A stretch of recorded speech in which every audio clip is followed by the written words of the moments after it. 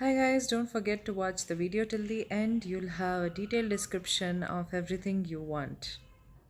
So hello everyone. So hope you're all doing great. And yes, this video is about the diet chart after your gallbladder is removed. And again, I would also specify a few foods, which are good for you, which are not good for you. I would name them. And yes, I would discuss like what comes further in my mind regarding this topic. So, firstly, I wanted to say thank you for all of you who, really appreciated my previous video and really came up with so many questions. I was so happy. So, I would be really happy to answer all of them. So, a few people asked me whether they can have like greasy food or burgers or chocolates after 15 days of surgery.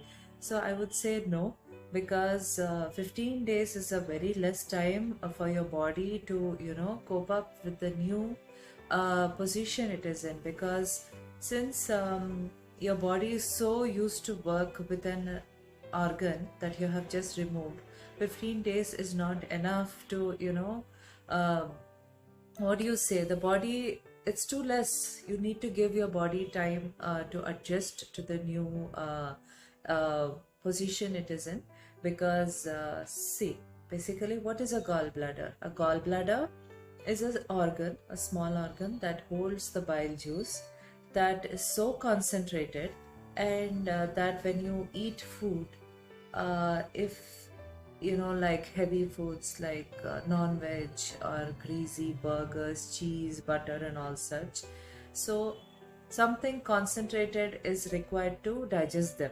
Okay, it's not enough just for your stomach acids to just digest the food. So that comes where this is where the gallbladder, the bile juice from the gallbladder comes.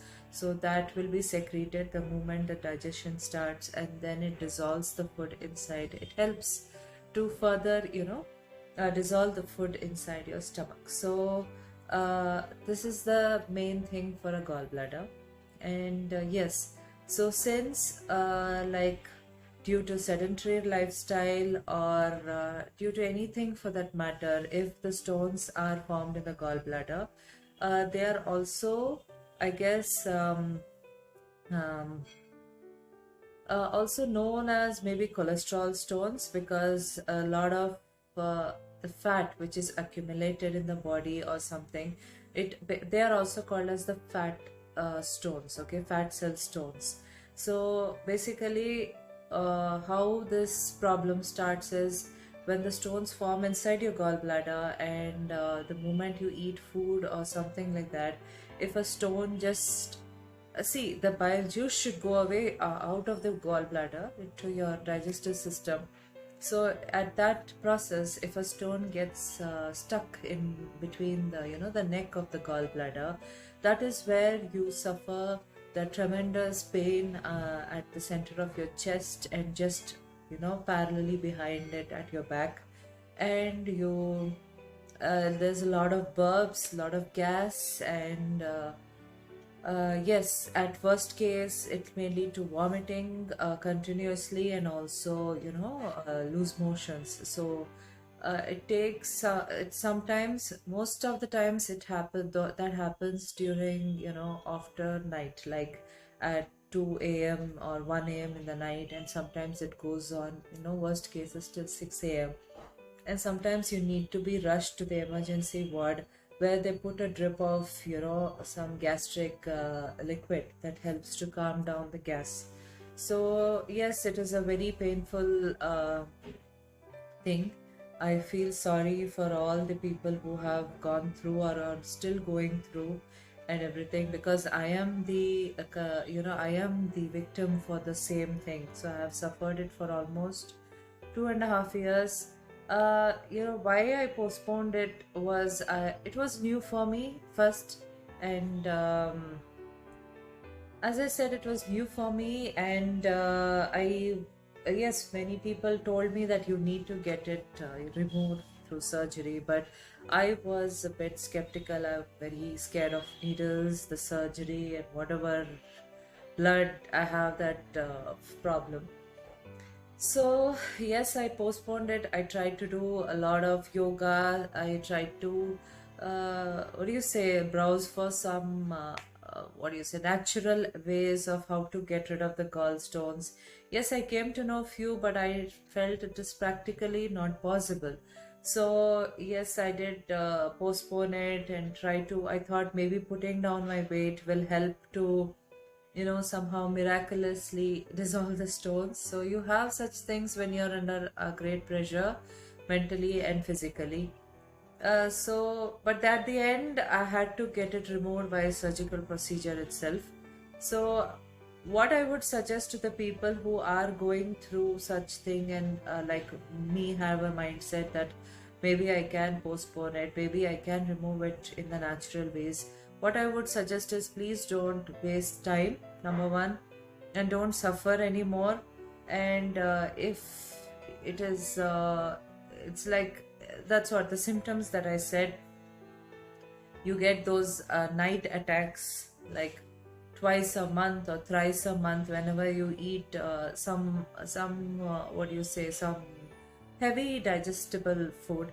So I would suggest you to go and remove it immediately. And yes, so after the surgery, I would say it took I was discharged the second day. And yes, there is a bit of cramps at the where the surgery happens. Sometimes it is a laparoscopic surgery or a manual surgery. So most of the time they go for laparoscopy unless there is an emergency in the middle of laparoscopy that they have to switch over to manual. So yes, they just make few small like few means two small holes and one a little big, I don't know, half an inch big hole at your belly button. And that's small stitches are put, and that's fine. Yes, first 2-3 days pain will be there. They'll give you painkillers and all that, but by a week I think you should be at least okay, better. But again, getting up from the bed and getting up from the sofa or the chair would be a different thing, because it hurts while doing that. And I would recommend you not to bend for at least 4-5 months, yes, after the surgery. And also, as we come to the food topics, see, basically what I said was heavy digestible foods. So what are the heavy digestible foods? Number one is non-veg. So non-veg, starting from chicken and red meat and mutton and all those things. So hold on, I'm telling the foods to avoid for at least the first 6 months of your surgery. Okay, so I would recommend you to avoid non-veg. Now I'm talking about the 6 months, first 6 months of the surgery. So please avoid non-veg, and don't touch pizza, don't touch burgers, don't touch french fries, and don't touch anything that has a lot of butter, cheese, or greasy things. So hope you understand. So pizza is again the bread. The bread contains the gluten, which will irritate the walls of your stomach, so that may lead to pain again. And again, pizza, the cheese is the main thing. So cheese, as you know, it requires a lot of time to digest in your stomach, so that is no. And greasy burgers, as you know, burgers, they are deep fried. And the burger patties, they are deep fried and they have a lot of cheese or mayonnaise. So basically such things you need to avoid. Now again, french fries, why no? Because they're deep fried. So no deep fried also. And what else you can say? So you can come to know, maybe, see, I would never say that after my surgery I never had pain. Yes, I had pain twice, those occurred when I ate a normal food in a new restaurant. So, why? I will tell you. So, see, a few people now, due to the pollution and the adulteration of the food, so you don't expect good, uh, you know, good fresh food from the restaurants most of the time. So sometimes they're stale food, or they're day before yesterday's or yesterday's food or batter that they have prepared with, and they haven't washed it or something. So it is not only the greasy or the heavy foods that I'm telling. It is even if the food is not perfectly cooked, or it is stale, or it is not fresh, or it is handled with dirty hands while cooking. So you understand that where there's no hygiene in cooking, so that you can see in most of the restaurants, that would also affect you, because I went through that of even after the surgery. I think 2 3 months after surgery I had one attack. Yes, it was worst. I had to, like, oh my god, there was a lot of vomiting and all that. So that I'm telling you that I had after the surgery. So that is also added in the list.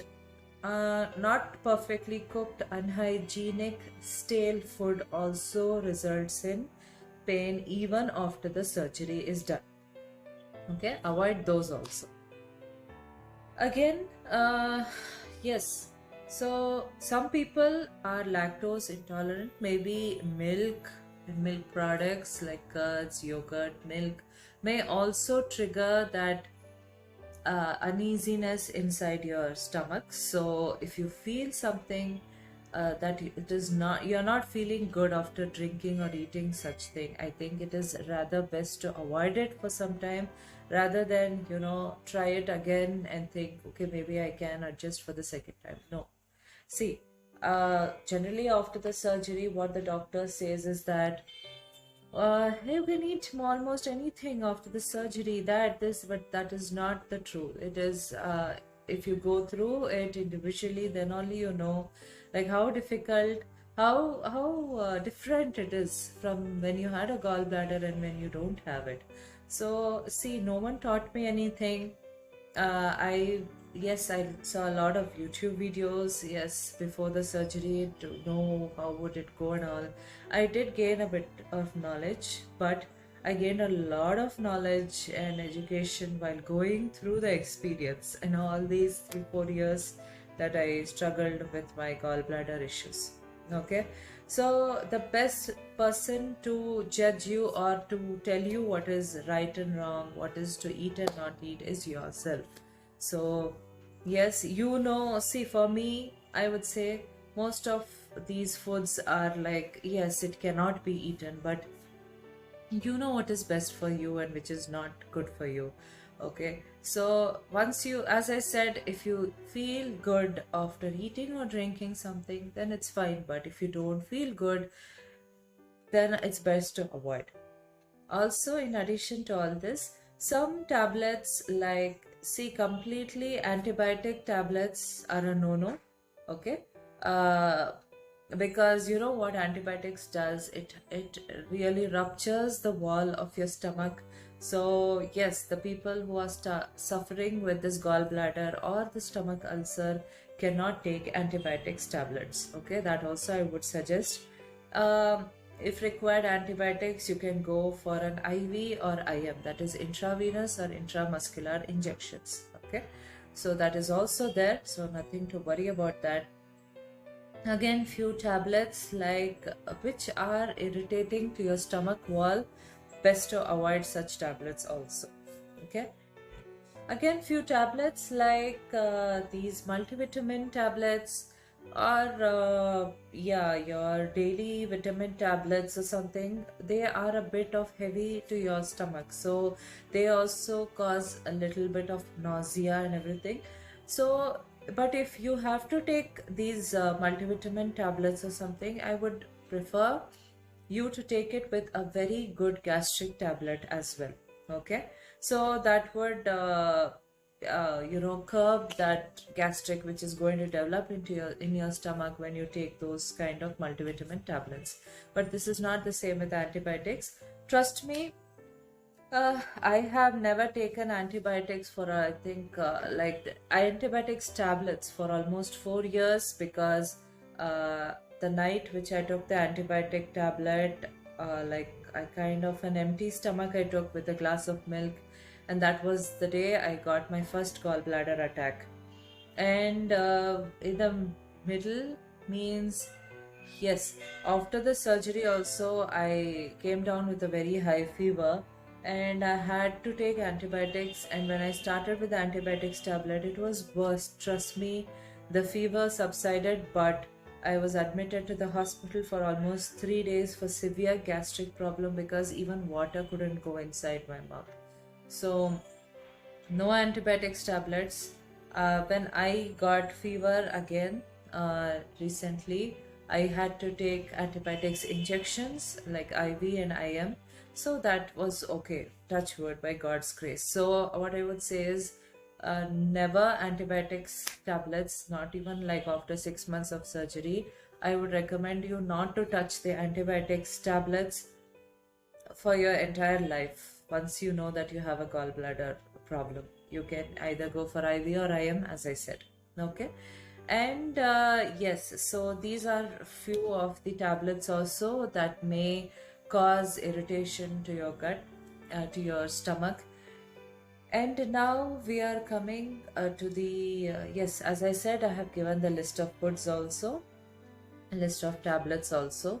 So yes, and coming to the lifestyle, so basically I would recommend you to do walking is the best thing. I don't believe in strenuous exercises like gym and all. I am a very you know, calm person, so I like yoga the best, and I like walking, which are, you know, they are slow but they are steady exercises, nothing weightlifting. I don't like all that. So exercises and lifestyle, what I would say is please do walking, just normal walking, not even brisk walking. If you can do brisk walking, very good. Otherwise, just do normal walking in your home or on the terrace or outside as you wish.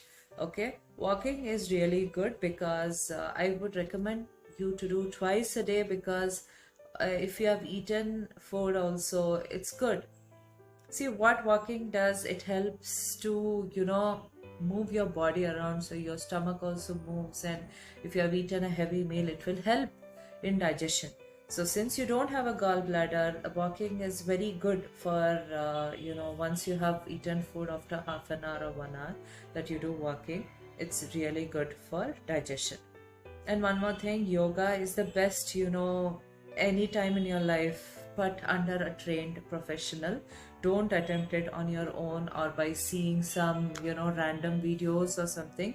I would recommend you to do yoga only under a professional, you know, attention. Otherwise, do not attempt to do yoga. Okay, yoga is always the best. And also, I would also recommend all of you to drink 4 liters of water no matter what a day. Yes, you heard me. 4 liters of water a day. So, it will help in the digestion, it will help to flush out any toxins from your body. And drinking water, you know the benefits. So, for a gallbladder person who has got their gallbladder removed, so this kind of walking and drinking 4 liters of water per day and avoiding you know, greasy foods and like milk products and deep fried, and yes, one more thing I forgot, spicy foods. So yes, so spicy foods is also a no-no in your diet. And you know, doing these small things can help you live your day to day in peace without having to fear that, oh my god, will I digest this food or not? Because see, it is best to give up few foods and not suffer, rather than, you know, just eat off your favorite food and suffer then later. That is not the way it should be. Okay, so again, I'm summarizing here in the right, I'm going to put up.